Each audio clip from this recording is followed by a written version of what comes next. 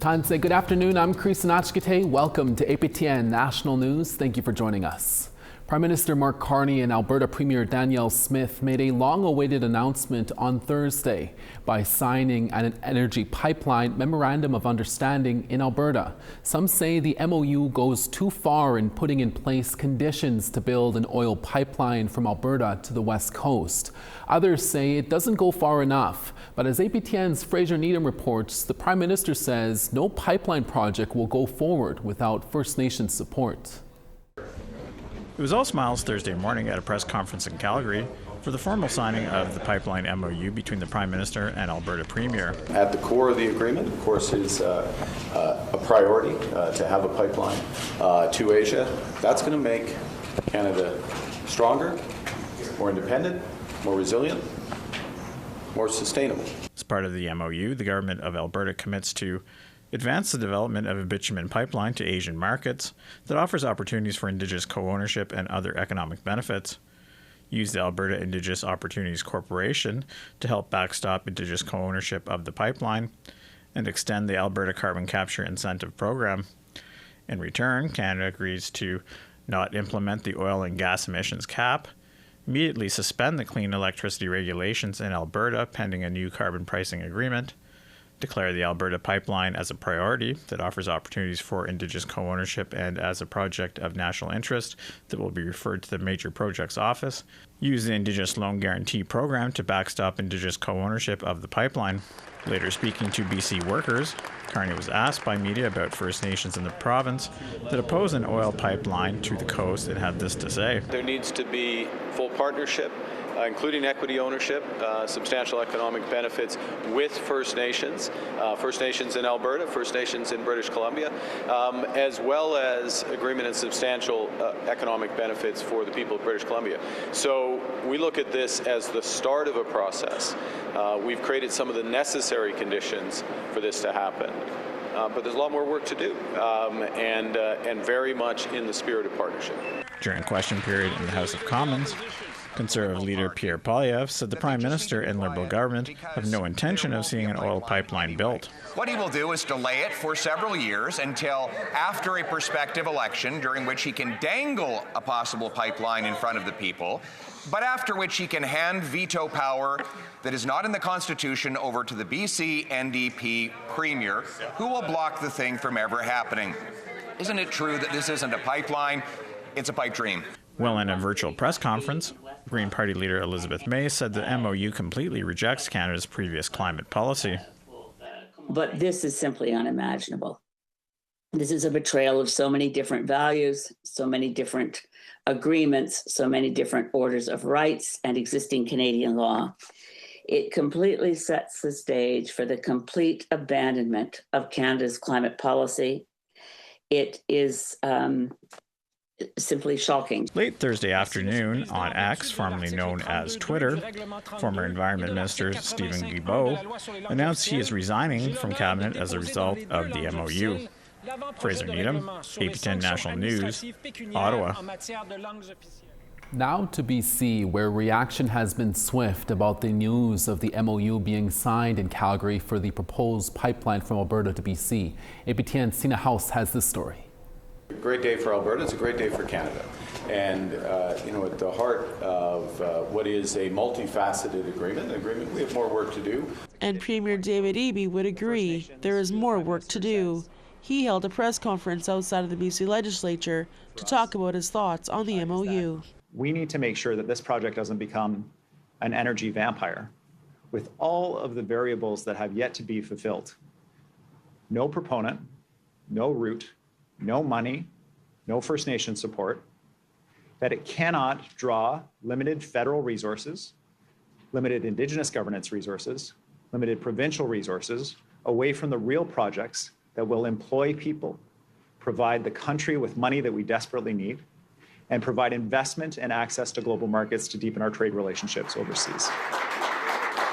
Meanwhile, it was all smiles in Calgary as Prime Minister Carney and Alberta Premier Smith shook hands to make a first step in developing a proposed pipeline project that would bring oil through BC to the coast, then sold to global markets. However, they have failed to involve the First Nations or the BC government in this plan. AFN Regional Chief Terry Chigi says this is like Northern Gateway 2.0. I think it's a diplomatic and political misstep on our behalf to leave British Columbia, perhaps Premier Eby, but many First Nations that are along the route that will take majority of the risk. It's not a matter of if, it's just a matter of when and where will this pipeline breach, but also as with the Hecate Strait, and as we've seen before with tankers such as Exxon Valdez, we've seen other ships run aground in and around this area. But the position of this government is very clear. The oil tanker ban off the North Coast is the foundation of $1.7 billion in economic activity, thousands of jobs. Today, at the legislature, we have seafood producers who are visiting, people who spend their lives out on the ocean, who depend on the clean waters off our coast to put the seafood on your plate across the country, who are terrified of an oil tanker spill destroying their way of life. The Alberta government plans on submitting a proposal to build this new pipeline this spring. Tina House, APTN National News, Vancouver. Mining has long been a key contributor to the economy of Northwest Territories. But what does Indigenous ownership in resource development look like? Our APTN reporter Charlotte Morit-Jacobs takes a look at the sector's historic legacy, current challenges, and what's to come from future nation-to-nation building projects. Mining industry could work in our favor. Proactive planning, regulatory modernization, and infrastructure investment are just some of the topics being discussed by the Yellowknives Dene First Nation in Detta, Northwest Territories. The capacity that we've built in the last 25 years is in supporting the resource industry. With the decline of the diamond industry, Métis and Dene in Treaty 8 and Treaty 11 are entertaining more applications for resource development. And that comes with more workshops on co-management from the Mackenzie Land and Water Review Board, who regulate resource projects by issuing, amending, and enforcing licenses to industry. The board includes Indigenous nominee appointed representatives like Joan from Fort Liard. They have land monitors, they have guardians in most communities. And YKDFN membership provide feedback. I travel to all these abandoned mines throughout with my business, and I see the destruction. I see everything that's there. Mark Cleve Phillips of the Mackenzie Land and Water Review Board says they are seeking community engagement earlier and more continuously when assessing projects. It's not one thing. It's not just about water. It's not just about caribou. It's not just about community well-being. It's how all of those things are being impacted by these big developments. And these big developments are at the scale where all things are being impacted, and they're being impacted cumulatively with past projects, these legacy projects like Giant Mine, but also the impacts that they're feeling from projects all around the north. After 23 years, Diavik Diamond Mine, nearly 400 kilometers northeast of Yellowknife, will cease productions in March 2026. It's one of 3 diamond mines, all slated to wind down by 2030. Last year, diamonds were responsible for 16% of the NWT's gross domestic product. Diavik is holding public information sessions across Acacho, Métis, and Klitschko communities, explaining their closure plans. Divik's closure manager, Gord Stevenson, says more traditional knowledge is being worked into the standard water license renewal. And we've had many traditional knowledge input sessions, well over 20, with various feedbacks to shape the closure designs and shape the closure plans. And we've actually started executing on some of those and delivering some of those closure plans. And then now when we get into closure, we'll have the feedback loop through the traditional knowledge monitoring program. With the new federal budget, Indigenous governments are swiftly forming new partnerships. There was a memorandum of understanding signed on November 24th between the Yellowknives Dene and the Klitschko government to jointly lead the Arctic Economic and Security Corridor, which will include a proposed all-season road to connect the NWT to a port in Grays Bay, Nunavut. Forum panelist Daryl Bolio is a member of the Yellowknives Dene and head of Denendeh Investments Incorporated. He says the 2 unsettled land claims, the Deitcho and the Acacho, are huge stumbling blocks. Both have historically limited royalty sharing in mining projects. We gotta come to an understanding and an agreement on lands and resources and governance. That's the foundation. so we can move forward together, you know, with that common understanding and that agreement. So that's really got to happen. Number two, it takes money to develop. The big major infrastructure, the last ones, has been the Snare Hydro, Tallston, and the road to Yellowknife. What stimulated that was mining. Beaulieu says all governments must work together to create policy certainty and investor confidence for a prosperous NWT. Charlotte Mort-Jacobs, APTN National News, Yellowknife. Time now for a quick break, but first here's a sneak peek of what TR Wheatley is working on for this evening's newscast. Tanse, I'm TR Wheatley here in Norway House Cree Nation in northern Manitoba. This is specifically about the birthing model that we are in development in the Nanantawee-Wagamik Health Center of Excellence. So this is a second birthing room. It's a natural process, and the system has medicalized birthing for many years, and as a result we've had to go into confinement. We have to leave our community for at least a month. Soon our members will be able to celebrate the birth of their new life into in the community. Coming up, I'll bring you a story about the new hospital here.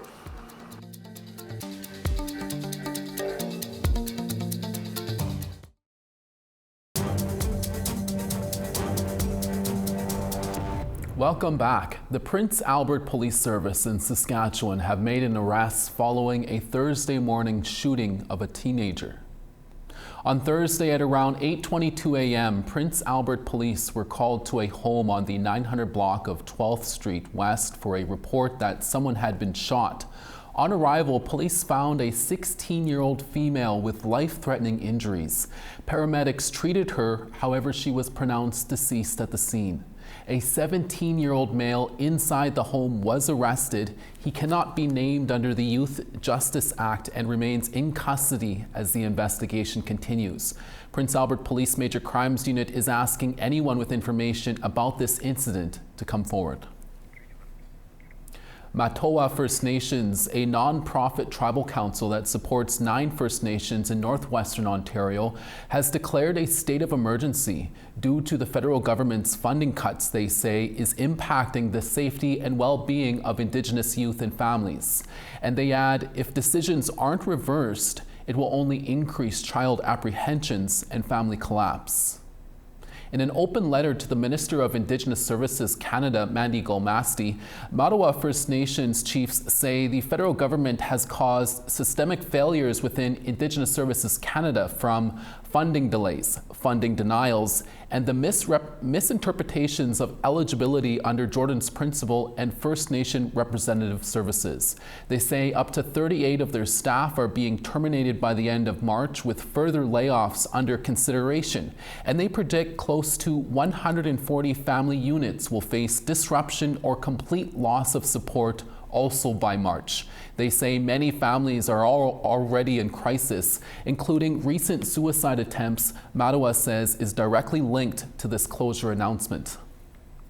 Matawa First Nations is calling for an emergency meeting with Minister Golmasti, and they want the federal government to restore funding for families and resolve the outstanding Jordan's Principle funding failures. One of those 9 First Nations in Northern Ontario under Matawa First Nations recently met with Premier of Ontario on Thursday. Premier Doug Ford has signed a deal with Martin Falls First Nation to allow construction of a road that will provide eventual access to the mineral-rich Ring of Fire. Martin Falls is the latest to help Ontario advance its agenda to develop mining in that area found in the northern part of the province. The Ontario government says harvesting minerals like copper, nickel, platinum, and titanium brings enormous economic potential. Today, I'm absolutely thrilled to welcome our government's agreement with Chief Bruce and Martin Falls First Nation to work together on the planning and construction of Martin Falls Community Access Road. Our agreement will see Martin Falls submit its environmental assessment by next February, so construction on the road can start by next August, as long as the federal government removes the duplicative approval requirements. We now have a verdict in a legal dispute between a conservation organization in Manitoba and the Bloodvein First Nation. The Manitoba Wildlife Federation, which represents the interests of hunters, filed for an injunction against the First Nation in October. They allege Bloodvein is unlawfully blocking a highway and turning away licensed moose hunters. Justice Theodore Bach told court Thursday that the Bloodvein First Nation checkpoint will continue to operate. The nation says it's required to prevent drugs and alcohol from flowing into the dry community. And the MWF says they are pleased the First Nation has agreed in writing to allow licensed moose hunters to pass through. That is timely as moose hunting reopens on December 1st. Bloodvein First Nation has promised on 3 separate occasions to allow licensed moose hunters past the check stop, and we fully expect that they're going to honor that promise. As Chief of Bloodvein River First Nation, I am deeply relieved and grateful that the justice system has acknowledged what we have long said. The checkpoint is about protecting the safety, health, and the dignity of our people. Justice Bach said in his written decision that moose hunters would be inconvenienced but not wholly prevented from entering the territory if the check stop remained. Announced earlier this week, the Saskatchewan NDP honored Joan Beatty, a former NDP MLA and one of only 3 First Nation women ever elected into the provincial legislature in Saskatchewan. Our APTN video journalist Rachel May has that story. Mr. Speaker, on September 4th, Saskatchewan marked 120 years. In all that time, only 3 First Nation women have ever been elected to this assembly. I am one of them. I stand here on the shoulders of the very first, Joan Beatty. Betty Nippy Albright is the MLA for Saskatoon Centre and the Shadow Minister for Mental Health and Addictions. She says Joan Beatty should be honoured for being the first First Nations woman in the NDP cabinet. Born in 1940, Beatty was a former editor of New Breed magazine and CBC journalist. Beatty was first elected in 2003 and was Minister of Northern Affairs and Minister of Status of Women. She left provincial politics in 2007. She ran as a Liberal in the 2008 federal by-election in the Desnethy-Missinippi-Churchill River riding. Beatty brought a beaver pelt with a beaded image of the province to the legislature, where it still remains. Nippy Albright says these items are more than just art. These are not just symbols. They are the daily reminders of who we are and of the truth this legislature must hold. Being a First Nation woman in mainstream politics is not easy. Joan Beatty showed us that it can be done with dignity, with strength, and with love for her people. Beatty spoke at a reception held by her First Nation, Peter Ballantyne, and the NDP caucus about what it means to have an Indigenous voice at the table. You know, they need to hear the kinds of things that we're going through, in whether it's in a small northern community, Indigenous community, the challenges that we face. You know, they need to hear that. Rachel May, APTN National News, Saskatoon. Thank you, Rachel. We now want to tell you about this week's 3 web poll questions. Over on the website, we ask our first question: are you affected by the Indian Act's second-generation cutoff? Your answers are yes or no. Our second question is: what is the most pressing issue facing Nunavut's new MLAs in the legislature? You can answer housing, child welfare, food insecurity, national defense, or unsure. And our last question of the week was: are you in favor of advancing pipeline construction to help the economy? You can answer yes, no, or unsure. Go to our website at aptnnews.ca/poll to have your say. We have more news after the break. Stay with us.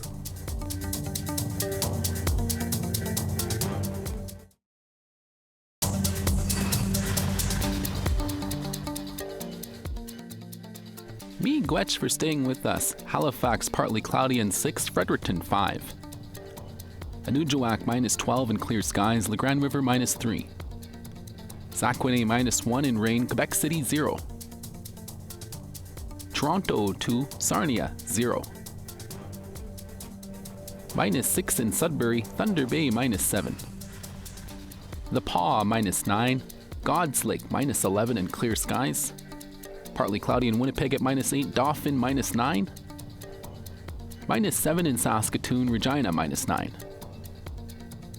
Stony Rapids -12 and sun's out, Buffalo Narrows -11. In the west, Fort McMurray -10 and sunny, Peace River -14. -9 in Medicine Hat, Calgary, clear skies and -8. Partly cloudy in Vancouver at 7, Penticton +1.